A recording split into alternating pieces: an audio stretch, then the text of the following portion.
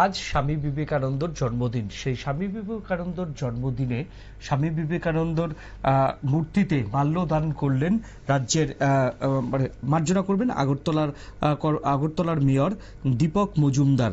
Children park Vivek উদ্যানে স্বামীজির মূর্তিতে পুষ্প নিবেদন করলেন আগরতলা পৌর নিগমের মেয়র দীপক মজুমদার। রামকৃষ্ণ মঠ মিশনের অন্যান্য সন্ন্যাসীরা উপস্থিত ছিলেন।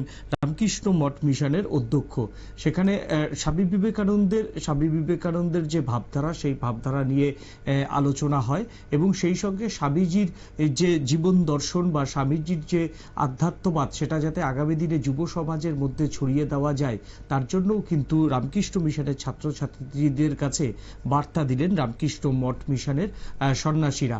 সেই সঙ্গে আজকে স্বামীজির জন্মদিন উপলক্ষে বিশেষ প্রার্থনা সভারও আয়োজন করা হয়।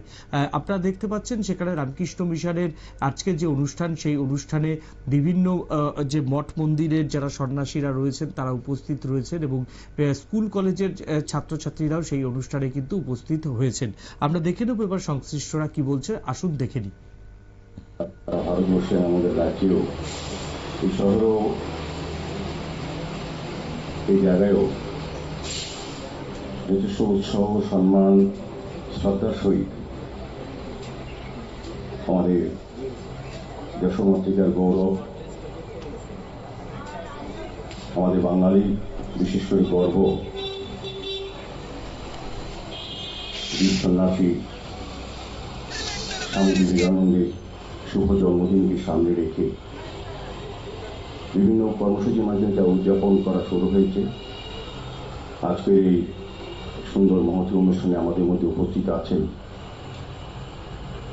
আমাদের রামকৃষ্ণ।